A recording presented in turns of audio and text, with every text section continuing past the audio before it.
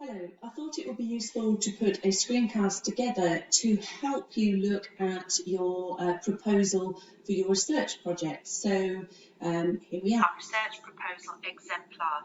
On this module, you will complete a research proposal, and this will be submitted for formative feedback in week 3, and will also, on successful completion, will be the document which confirms you've gained ethical approval to carry out the research. And as you know, this is not an optional in this module. You must gain ethical approval to be able to collect data to avoid academic misconduct. And there is more information on this week 1 for you to have a look at and get to grips with the ethical concerns. You should aim to include as much detail as possible on the proposal, as this will enable you to gain feedback on citations and references, as well as your plans to include key concepts, theories and principles in your reflective account. And the word count for the template is 116. And in part 4, week 1, you'll find an example research proposal which gives you an idea of the kinds of information you need to include in each section. So if you use this screencast alongside that exemplification, this should become a lot clearer for you. So moving on. So, if we look at each section, you've got the brief outline of the content and purpose of the research, what literature you have read so far about your topic, what questions do you hope to answer by doing this research, and who will the participants be and how have you selected them, and what methods will you use to gather data, and what are the advantages of this method. So we're going to look at each section part at a time. So, at the top here we have the brief outline, the context and purpose of the research. And your response in that box will be, the aim of the research is to explore, reflect and evaluate one of the areas that we're going to be looking at in this module. Play, adult-be child-led, playful interactions, observation, planning, assessment, key person or well-being. And what I suggest is that you will find one of these more interesting or more user-friendly for your setting or more appropriate for you to be using at this time. And therefore choose that one, because that's the one that you will be more interested and excited about, if you like, doing a research project on. The next box, what literature have you read so far about your topic? On the blackboard, there's lots of literature for you to look through, and we have signposted you to a lot of those. But your answer to this will be the list of literature to support your research topic.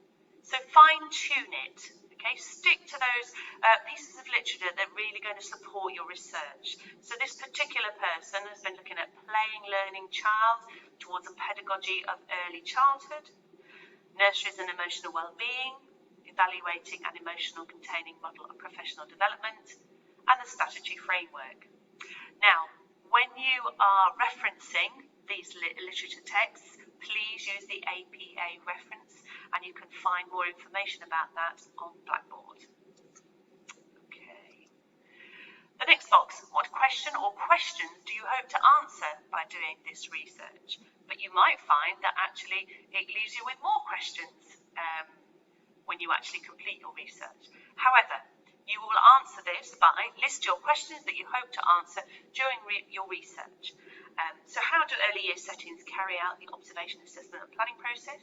How do early years settings plan for each child's individual needs? Does each key worker carry out their own planning?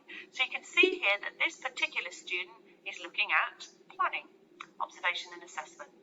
And therefore these are the key questions that they would like answered by the time they've finished their research. The next box, who will the participants be and how and why have you selected them? This particular student, the participants will be a range of early years practitioners invited to take part, or participants will be students on the FDA early years who are experienced practitioners working in a variety of early years settings. What method or methods will you use to gather information? I will use the following methods.